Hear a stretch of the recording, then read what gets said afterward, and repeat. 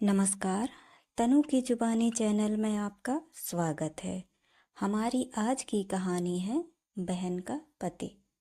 मैं और मेरी बहन, हम दोनों जुड़वा हैं। वो मुझसे 2 मिनट बड़ी है। हम दोनों बहनों में बहुत प्यार है। हम दोनों ने सोचा था कि हमारी शादी एक ही घर में हो और हम एक साथ रहें, और नसीब से ऐसा ही हुआ। हम दोनों की शादी एक ही परिवार में हुई। रविंद्र मेरे पति हैं और राजीव मेरी बहन लता का पति है। रविंद्र और राजीव दोनों चचेरे भाई हैं, पर परिवार एक ही साथ रहता है।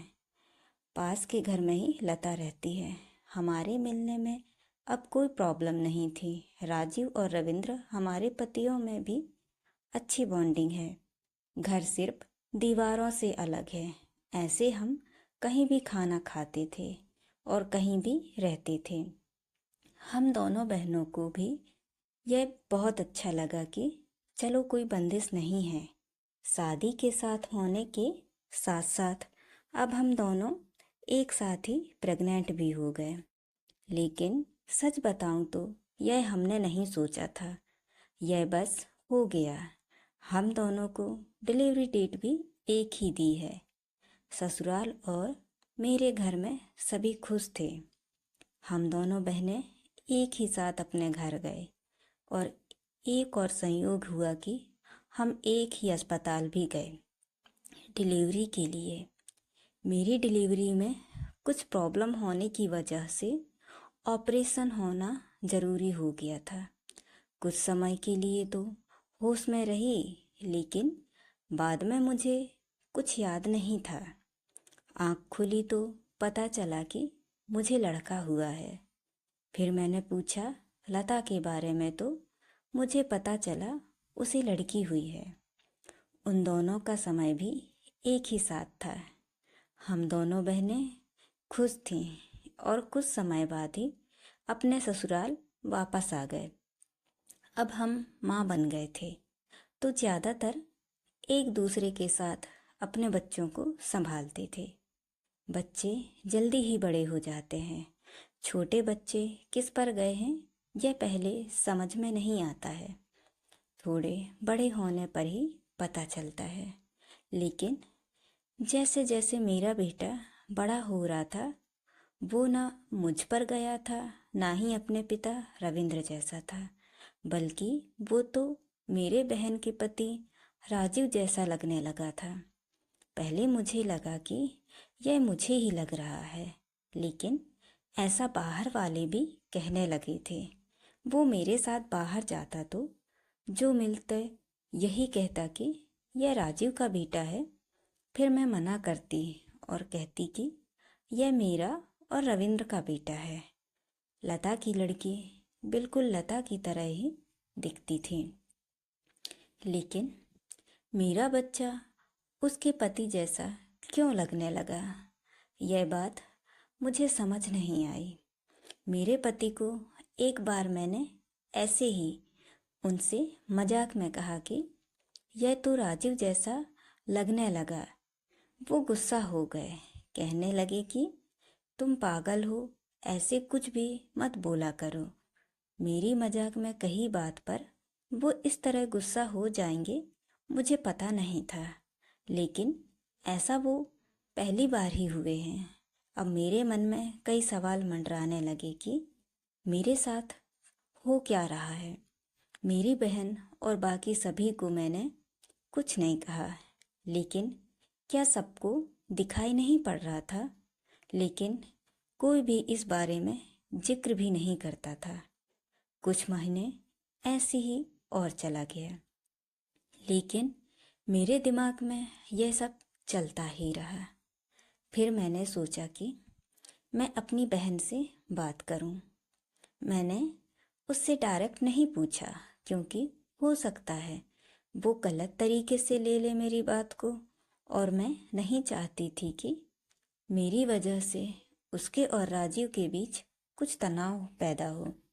मैंने ऐसे ही उससे भी मजाक में ही कहा कि यह तो धीरे धीरे अपने चाचा जैसा लगने लगा और लगे भी क्यों ना, आखिर एक ही परिवार के तो हैं। वो थोड़ा सा मुस्कुराई। बस अब मैंने पकड़ लिया, क्योंकि मैं अपने बहन को बचपन से जानती थी। कुछ छुपाने वाली मुस्कान थी। वो जल्दी से कुछ बहाना करके वहाँ से चली गई। इस घर में ऐसी कोई बात है जो मुझसे छिपाई जा रही है। मैं अब शक भी करने लगी सब पर, अपने पति पर, बहन पर, उसके पति राजीव पर। मैं कुछ बहाना करके बिना बताए अपने घर मायके आ गई। लता को भी नहीं बताया था। मेरी माँ से जाकर मैंने कहा कि मुझे पता नहीं क्या हो रहा है, मैं पागल हो गई हूँ, कुछ भी उल्टा सीधा सोच रही हूँ। थोड़े दिन में यहीं रहूँगी, शायद मेरा दिमाग शांत हो जाए। मैं थोड़े दिन वहाँ रुकना चाहती थी, लेकिन 2 दिन में ही वापस आ गई, जवाब के साथ। इस दौरान भी मेरी बहन का फ़ोन आता रहा। माँ के पास, शायद कह रही होगी कि हेमलता को कुछ बता मत देना। लेकिन मेरी माँ ने मुझे सब कुछ बता दिया। उन्होंने कहा कि शायद अब समय आ गया है कि तू सब कुछ जान ले, नहीं तो तू कुछ भी उल्टा सीधा सोचने लगेगी। मैं अपने ससुराल गई। मेरे पति जाते ही बोले कि यह क्या तरीका है, ऐसे भी कोई बिना बताए जाता है। मैंने उनसे कहा चलो। उन्हें मैं लता के यहाँ ले गई। उसका पति राजीव भी वहीं थे। मुझे और रविंद्र को देखकर थोड़ा आश्चर्य हुआ। उनको लता बोलती है, आ गई हेमलता, क्या लाई है माँ के यहाँ से, बिना बताए चली गई थी। मैंने बोला, तूने मुझसे छिपाया कि तेरे गर्भ में जुड़वा बच्चे थे। वो सुनकर मेरी ओर देखने लगी। मैंने जाकर उसे गले लगा लिया। यह मेरी बहन है, जिसने अपना एक बच्चा मेरी गोद में दे दिया है। वो बोली कि मैंने सभी को मना किया था, क्योंकि मैं तुझे सरप्राइज देना चाहती थी, लेकिन तेरे समय में कुछ कॉम्प्लिकेशन की वजह से तेरा बच्चा बचा नहीं। और मैं नहीं चाहती थी कि मेरी बहन आँख खोले तो उसे यह सुनना पड़े कि उसकी गोद सूनी हो गई है। और वैसे भी यह मेरे पास रहे या तेरे पास, क्या फर्क पड़ता है। मेरी बहन को गले लगाकर मैं बहुत रोई। उसकी जगह मैं होती तो शायद ऐसा नहीं कर पाती, लेकिन उसका दिल तो बहुत बड़ा निकला। साथ ही उसके पति राजीव का भी। मेरे पति भी मुझे खुश देखना चाहते थे, इसीलिए वो भी चुप रहे। ऐसा परिवार और ऐसी बहन मिल जाए तो और क्या चाहिए जिंदगी में। उसके किए एहसान को मैंने अपने पास ही रखा। उसे बहुत प्यार देने की कोशिश करती हूँ। तो दोस्तों, ये कहानी आपको कैसी लगी, लाइक और कमेंट करके ज़रूर बताएं, और चैनल को सब्सक्राइब करना ना भूलें। तो मिलते हैं अगली कहानी में।